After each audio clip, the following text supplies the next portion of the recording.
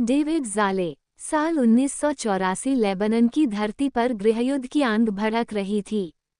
गोलियों की गूंज, डर और अफरा-तफरी के बीच एक परिवार बेहतर भविष्य के लिए अपना वतन छोड़कर लंदन पहुंच गया।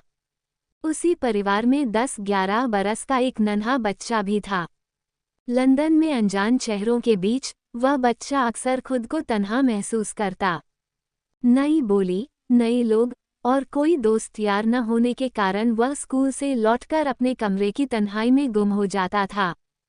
कभी खिड़की से बाहर झांकता तो कभी अलमारी में रखी पुरानी किताबों को ताकता रहता। एक रोज उसी अलमारी में उसे एक पुरानी किताब मिली।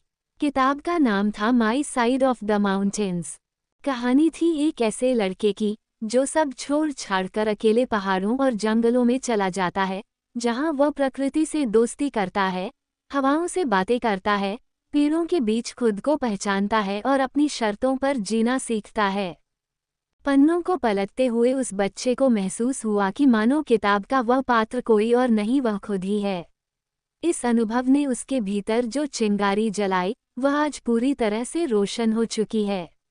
वह बच्चा कोई और नहीं, हंगरी मूल के ब्रिटिश लेखक डेविड ज़ाले हैं, जिनके शानदार उपन्यास फ्लैश के लिए उन्हें इस वर्ष के बुकर पुरस्कार से सम्मानित किया गया है।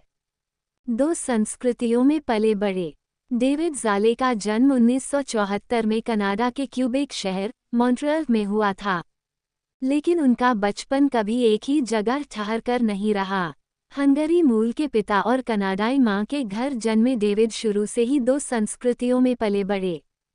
जन्म के कुछ ही समय बाद परिवार बेरूत चला गया, पर गृहयुद्ध के चलते परिवार को लंदन जाना पड़ा। यहीं पर डेविड की असली परवरिश हुई। यहीं के ससेक्स हाउस स्कूल में उन्होंने अपनी शुरुआती शिक्षा हासिल की। इसके बाद डेविड ने ऑक्सफोर्ड विश्वविद्यालय के ब्रासेनोज कॉलेज से अंग्रेजी में उच्च शिक्षा हासिल की। उन्होंने अपने करियर की शुरुआत होलबोर्न की सल्स फैक्ट्री से की। कनाडा से डेविड की गहरी यादें जुड़ी हैं। बचपन में वह हर साल छुट्टियों में वहां जाया करते थे। उनके चचेरे भाई बहन अभी भी वहां रहते हैं।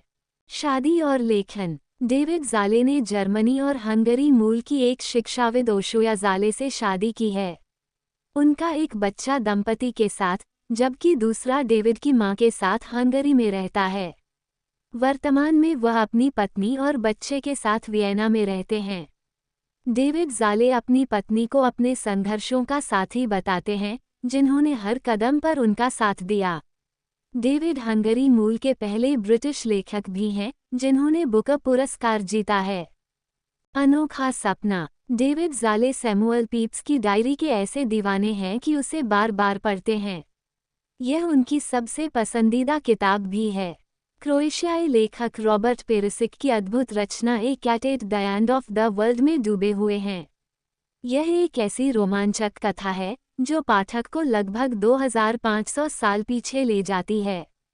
इसके अलावा वो पाठकों को एलन हॉलिंगहर्स्ट की द लाइन ऑफ ब्यूटी किताब पढ़ने की भी सिफारिश करते हैं। शेक्सपियर के साथ रात का खाना खाना उनका कभी न पूरा हो पाने वाला सपना है। सुबह का वक्त और वह कॉफ़ी। डेविड का पहाड़ों से गहरा लगाव है। वह आल्प्स पर्वत पर समय बिताने के बेहद शौकीन हैं। वह सुबह 6 बजे लिखना पसंद करते हैं, जिसकी शुरुआत एक कप कॉफ़ी के साथ होती है। उन्हें एकांत माहौल में बैठकर लिखना पसंद है। वह सोशल मीडिया का बहुत ही कम इस्तेमाल करते हैं। डेविड को लाइव इवेंट करना अच्छा लगता है। 20 से ज़्यादा भाषाओं में अनुवाद। डेविड इसके पहले 5 और किताबें लिख चुके हैं, जिनका अनुवाद दुनिया की 20 से अधिक भाषाओं में हो चुका है। उनका पहला उपन्यास London and the south east इतना सराहा गया कि उसे बेट्टी ट्रास्क और जेफरी फेबर मेमोरियल पुरस्कार मिले। उनकी चर्चित रचना ऑल दैट मैन इज ने गॉर्डन बर्न पुरस्कार और प्लिम्पटन पुरस्कार जीते हैं।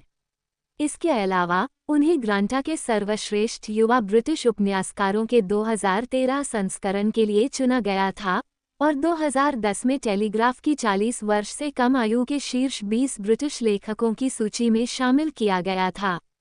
डेविड ज़ाले ने 2019 में अपने लघु कहानी संग्रह टर्बुलेंस के लिए एजहिल पुरस्कार जीता। उन्होंने बीबीसी के लिए कई प्रतिष्ठित रेडियो नाटक भी लिखे हैं।